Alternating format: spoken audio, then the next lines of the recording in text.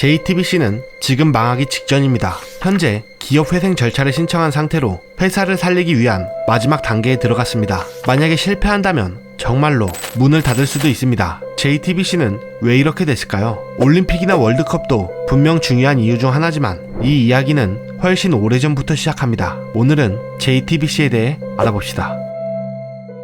1964년 등장한 TBC 동양방송. 하지만 1980년 전두환 정부의 언론 통폐합으로 인해 KBS2로 합병되며 사라지게 됩니다. 그런데 31년 뒤인 2011년 종합편성 채널 시대가 열리면서 TBC는 부활하게 되는데 그것이 바로 JTBC입니다. JTBC의 출발은 그리 쉽지 않았습니다. 지상파 3사의 벽은 높았고 종편 채널 자체를 부정적으로 바라보는 시선도 적지 않았습니다. 좋은 프로그램들이 하나둘 등장하기 시작했지만 채널 전체의 영향력은 아직 크지 않았습니다. 그런데 2013년 한 사람이 영입하게 되면서 분위기가 달라집니다. 바로 손석희. 당시 손석희는 한국에서 가장 신뢰받는 언론인 가운데 한 명이었고 그의 JTBC 합류는 사회적으로도 엄청난 화제가 됩니다. 그리고 그 결과는 성공적이었습니다. JTBC 뉴스는 빠르게 존재감을 키워나가기 시작했고 2014년 벌어진 세월호 참사 보도를 계기로 JTBC의 인지도가 크게 높아졌습니다. JTBC의 성공은 뉴스에서 끝나지 않았습니다. 비정상회담,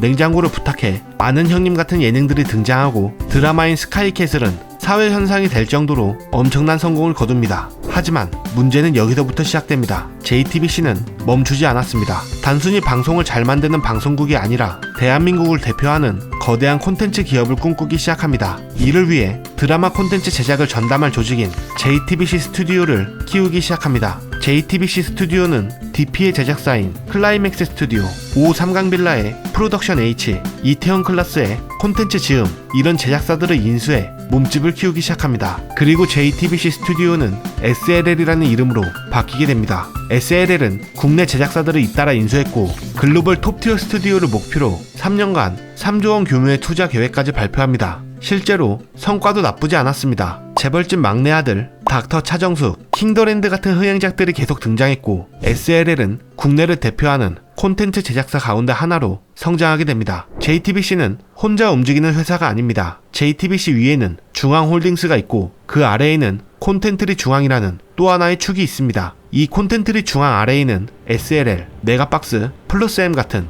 콘텐츠 사업들이 모여 있습니다. SLL에서 콘텐츠를 만들고 플러스M에서 배급을 하고 메가박스에서 상영하는 하나의 거대한 생태계를 만들어가고 있었던 것입니다. 문제는 시장이 변하기 시작했다는 것입니다. 코로나 이후 영화관을 찾는 사람들은 크게 줄어들었고 OTT의 성장으로 콘텐츠 소비 방식 자체가 달라졌습니다. 메가박스도 가만히 있지 않았습니다. 관람료를 올렸고 인건비를 줄이고 수익구조 개선을 시도했습니다. 하지만 적자는 멈추지 않았습니다. 2021년 영업손실 684억 원, 2022년 79억 원 적자, 2023년 177억 원 적자, 2024년 153억 원 적자를 기록했습니다. 당기순 손실도 계속 이어졌습니다. 2023년 332억 원, 2024년 520억 원. 더 큰 문제는 빚이었습니다. 2025년 9월 기준 메가박스는 7,069억 원 가량의 빚을 안고 있었고 1년 안에 갚아야 할 빚도 4,293억 원에 달했습니다. 그런데 당장 갚을 수 있는 돈은 약 219억 정도로 턱없이 모자랐습니다. 그래서 중앙그룹은 메가박스에 계속 돈을 넣습니다. 2025년 중앙홀딩스와 콘텐트리 중앙이 메가박스에 총 12차례 2,680억 원 규모의 자금을 지원했습니다. 그런데 콘텐트리 중앙도 넉넉한 회사가 아니었습니다. 2025년 상반기 기준 부채 비율 419%. 쉽게 말해 메가박스를 도와주던 콘텐트리 중앙 역시 넉넉한 상황이 아니었다는 것입니다. 메가박스는 계속 적자를 내고 있었고 콘텐츠 사업에는 막대한 투자가 들어갔습니다. 중앙그룹은 새로운 돌파구를 찾기 시작합니다. 그리고 그 시선은 스포츠로 향하게 됩니다. 콘텐트리 중앙은 2023년 피닉스 스포츠 인터내셔널 PSI를 설립합니다. 중계권 확보와 이벤트 마케팅, 스포츠 산업 전반에 걸친 다양한 사업을 추진하겠다는 계획이었습니다. 그리고 얼마 지나지 않아 JTBC는 모두를 놀라게 하는 선택을 합니다. 2026년 동계올림픽, 2026년 피파 월드컵, 2030년 피파 월드컵, 2032년 올림픽까지 무려 7천억 원이 넘는 규모의 중계권 확보에